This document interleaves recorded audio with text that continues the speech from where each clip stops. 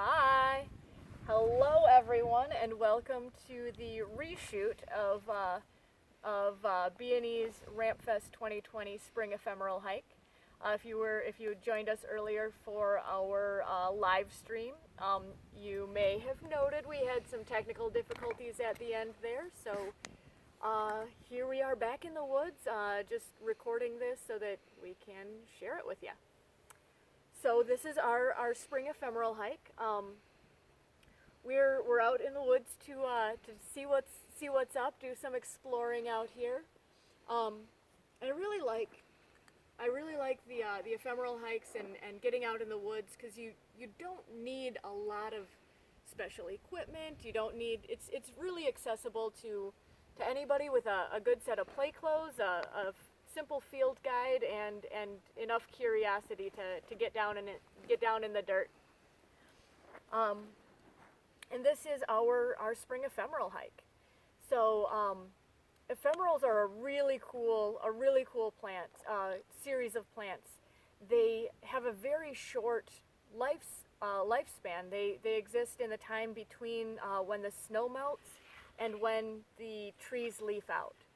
And so they have, just a few weeks to go through the entire plant life cycle. So from seed to sprout to leafing, doing all that photosynthesizing. So they're creating sugars, starches, all the energy and nutrients that they need to survive and thrive and come back the next year. And then producing flowers and getting pollinated, producing seeds, dispersing those seeds. All of that happens in just that short pocket of time in early spring. And there's a lot of different plants that have evolved to take advantage of this time period. And a lot of them aren't related. They've just seen this opportunity and have evolved to thrive in these conditions. A lot of ephemerals survive really well in maple forests like what we have here. So the dense canopy overhead keeps it blocks out the sun during the majority of the summer, and so it's a dark, cool, shady environment that plants that would in a more open environment be competition for the ephemerals. Here in the maple woods, they get an opportunity to really thrive. And ephemerals are fun too because they're only here for a little while. You can't pick them. They don't do well in captivity. They're out there and they're wild, and when they're here, and they're just, you gotta really kind of embrace them and love them while they're here, and know that even though they die back completely, a lot of them have rhizomes, have tubers or bulbs, and you can't see them, but they're coming back next year. They're a really fun types of plants. And so here we are out in the woods, and we'll get into doing some ephemeral identification. So our first plant that we've got here is bloodroot. Bloodroot is a great one if you are new to ephemeral identification, because there's not really anything quite like it. It's an early spring bloom, and it's got these large white flowers with a yellow center, and then it's got one large leaf that wraps around the stem. So the leaf has one stem, and the flower has a separate stem. And that leaf wraps right around the flower stem, kind of creating a bloodroot blanket. And like many ephemerals, it's got such a short window of time. It's evolved to kind of hold on to its precious pollen well it can. So earlier today, these were wide open. It's getting a little overcast right now, and these flowers are actually starting to close up. And we've got some back here that are in a little bit shadier spot that have totally closed up just in the time we've been sitting here. So we've got these guys, and you can see these ones, they're a brighter center. That guy back there is totally closed up. Just because if it's overcast, conditions are not great for pollinators to be buzzing around. And so the flowers know that, and they kind of close up. And here we've got a little bloodroot, little baby bloodroot there. And so these plants, again, they come back year after year, and it takes them a while to get established. The name bloodroot comes from the stem in here. So in the, it's hard to see, but the stem is kind of a pinkish color, and if the stem is broken, a dark orange or red juice comes out that can dye things, can leave stains, but it kind of looks like blood, hence the name, bloodroot.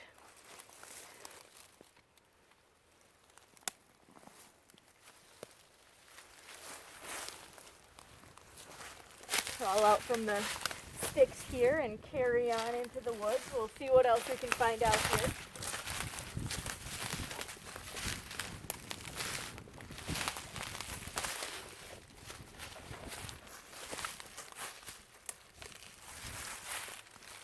So here we've got some wild ginger. Wild ginger is a really fun plant. It's got these super fuzzy, velvety leaves, and it grows through a rhizome, so you can see this underground root structure. And that smells a lot like ginger, but it is a different plant than culinary ginger, and there's kind of a lot of discussion over if it's an edible, if it has some potentially toxic components. And I'm not going to go into that here today, but it's definitely something to be aware of before you're eating things in the wild. Do some well-rounded research. But the cool thing that I really like about wild ginger is they have the craziest flower of anything I've seen blooming out here. So I'm turning this around here, but it's got these 3 tendrils and this bright white and maroon striped center, and it grows right on the ground. I'm kind of holding it up here, but this guy is pollinated by ants and beetles and ground skittering critters. Reminds me of the movie Tremors. And I was thinking, Feed Me Seymour, the Little House or Little Shop of Horrors. It looks like it's a mouth. So that's wild ginger. And it's also a really nice one to help it hold in hillsides with the rhizome network that it's got there, as well as it has some properties that help dissuade invasives from growing in its space. Yeah, I'll try to pronounce this word, allelopathic.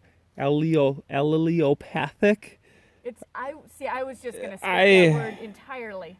Properties. I thought I had it, but specifically, it secretes a compound that is toxic to garlic mustard. Which is great. Yeah. Garlic mustard is the only invasive that we've found in our forest. And I did find one so that we can identify that on our way out. And I can just It's delicious. Eat the garlic mustard. Harvest it all. Please over-harvest. Over-harvest the garlic mustard. If you see it, pull it. And I will show you the good method of pulling it, because you need to get the entire root out on that. But more on that later.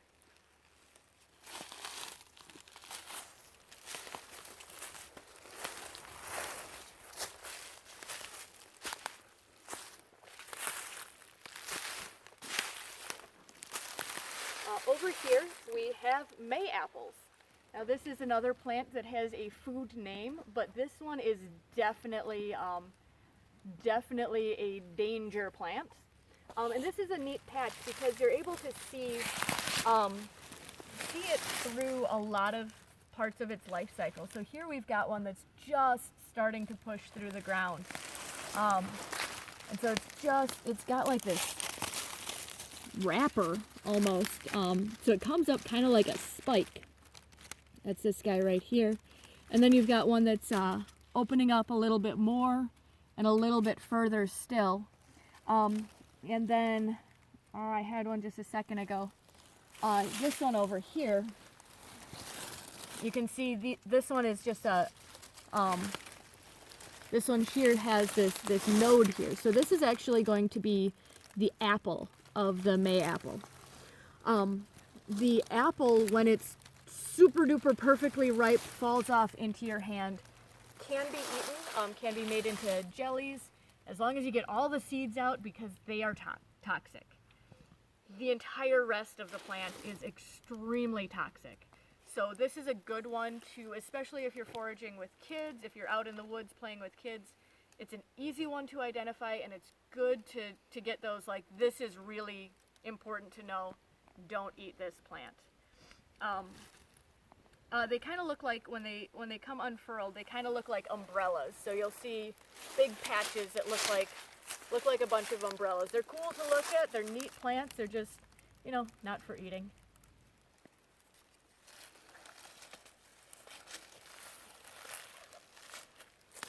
And we'll head over here.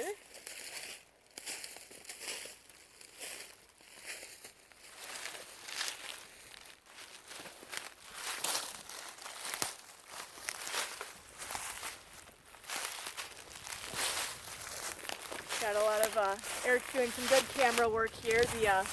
The woods are, you're exploring, which is easy in real life and harder on camera when you don't want to get too much spinning in the background. So here we have one of the best known spring ephemerals. This is the trillium. So you can see those 3 leaves there, and when it blooms, it's a large 3-leafed flower, hence the name, trillium. And this is we have 2 types of trillium in our woods. We have the large flowered trillium as well as the nodding trillium. And the nodding trillium, the flower comes up and kind of droops over, so it's more of a hanging bell flower than the broad flower of the large flowered trillium.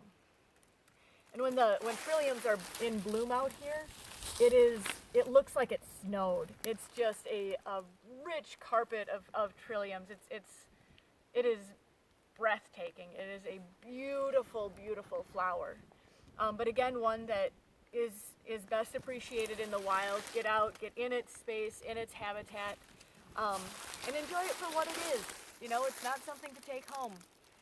If any part of the plant is broken off, it's a large plant compared to many of the other ephemerals, and it needs all of that energy to live through the summer, the fall, till the next spring. They're great. They're just beautiful. All right, on to the next.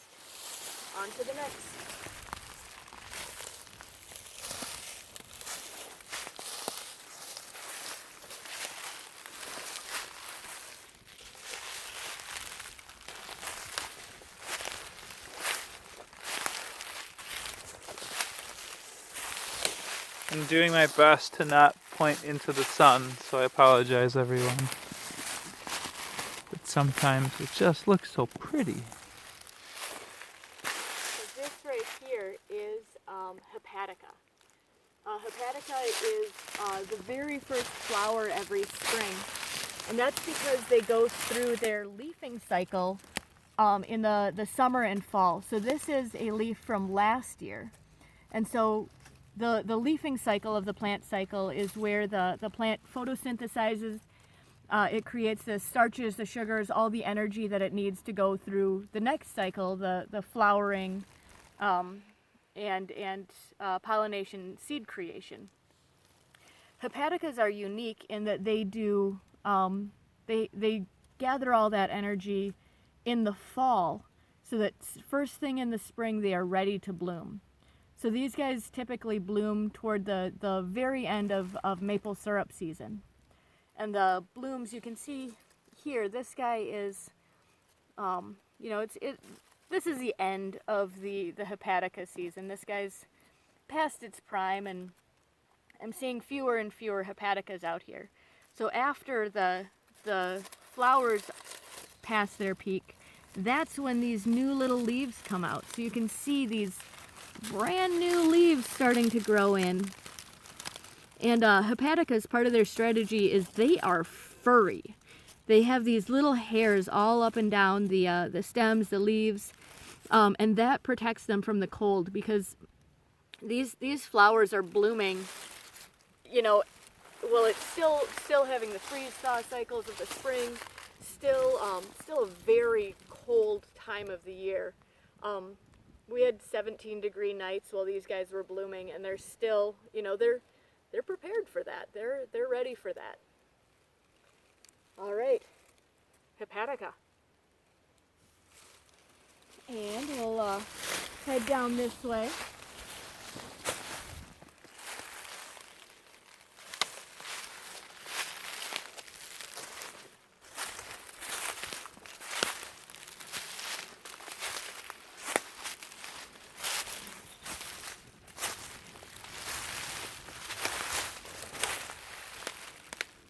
So these are spring beauties. They are beauteous. These are tiny little flowers. The plants start pushing through pretty early, just right around the time that hepaticas are blooming. The spring beauty shoots come through, and they're just these little, very flat leaves that come through, and they hold this bunch of buds, and they hold those buds until they're ready to flower. And that can be, you know, that can be over a month, really. But the flowers themselves have these little tiny pink stripes on them. And those stripes, just the way the eyes of pollinators work, those stripes are kind of a neon sign saying there's food here.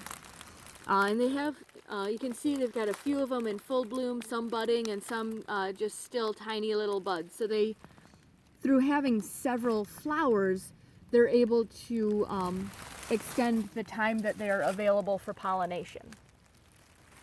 That is spring beauty. And they, the tubers of spring beauty are edible, but they have been over-harvested in a lot of places, and it's not a good food source. It's not like it's edible, but it's really highly recommended that you appreciate them for their beauty rather than as a food source.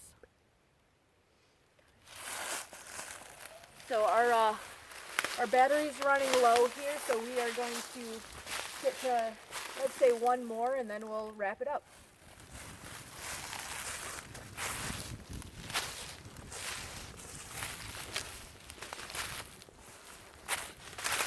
Got some trilliums here in various life stages there.